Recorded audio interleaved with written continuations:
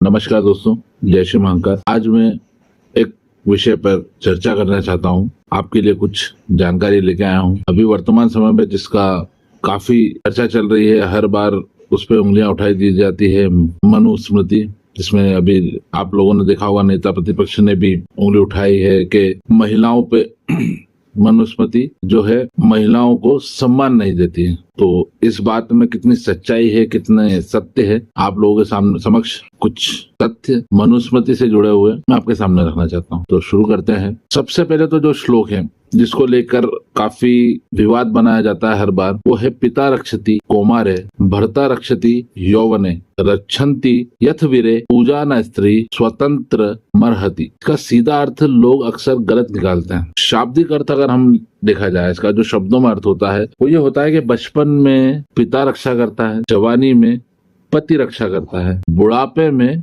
पुत्र रक्षा करता है। स्त्री को इसीलिए स्वतंत्र नहीं छोड़ना चाहिए। अब यहाँ पर इस लाइन का बहुत ही गलत मतलब निकाला गया है, क्योंकि वास्तविकता के संदर्भ में हम जाएं तो यहाँ जो रक्षति का अर्थ है वो जेल में रखना या कंट्रोल में रखना या उनको दबाव में रखना, घर के अंदर रखना, ये नहीं है। इसका मुख्य जो अर्थ है वो भरण पोषण, सुरक्षा और जिम्मेदारी की गारंटी है। अब यहाँ पर आप समझिए, यहाँ पर महिलाओं को दबाने की बात नहीं हो रही है। यहाँ पर महिलाओं को स्वतंत्रता देकर पुरुषों को अत्यधिक जिम्मेदारी देने का कार्य करती है मनुस्मृति। यहाँ पर महिलाओं के लिए गलत लाइन नहीं है, यहाँ पर पुरुषों के लिए अत्यधिक जिम्मेदारी है। मनु जी का जो कहना था उस काल में कि जो उस समय की परिदृश्यता थी, जो उस समय के काल में जो होता था या उस समय की जो व्यवस्थाएं थी, उसको देखते हुए उनका कहना था कि स्त्री को अकेला नहीं छोड़ना चाहिए। उसे अपनी सुरक्षा, भोजन, निवास के लिए संघर्ष करना पड़े,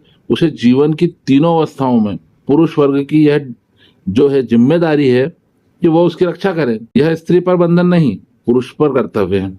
अब आप लोग इसे समझिए कि किस तरह से इस जो श्लोक के अंदर ये जो लाइन है इसका गलत मतलब निकाला जा रहा है, आप समझिए। इसलिए मैं आपसे इतना ही कहूंगा कि जो ठीक श्लोक है 9.4 में मनु कहते हैं कि स्त्री को धन से वंचित नहीं रखना चाहिए। अब यहाँ देखिए, इस लाइन के बारे में कोई चर्चा नहीं करता है कि भैया वो कह रहा है 9.54 में मनुस्मृति के अंदर कि स्त्री को धन से वंचित नहीं रखना चाहिए, उसे हमेशा वस्त्र आभूषण से सजा कर रखना चाहिए। क्यों मनुस्मृति का ये श्लोक क्यों नहीं बताया जाता? मनुस्मृति में अगर इतनी ही गलत है, इतनी ही बुरी है, तो फिर उसमें ये लाइन क्यों नहीं दिखाई जाती, ये श्लोक क्यों नहीं दिखाया जाता? मनुस्मृति में जहाँ महिलाओं को पुरुष से ऊंचा बताया गया है, मैं वह भी तथ्य आपको बताता हूँ। मनुष्य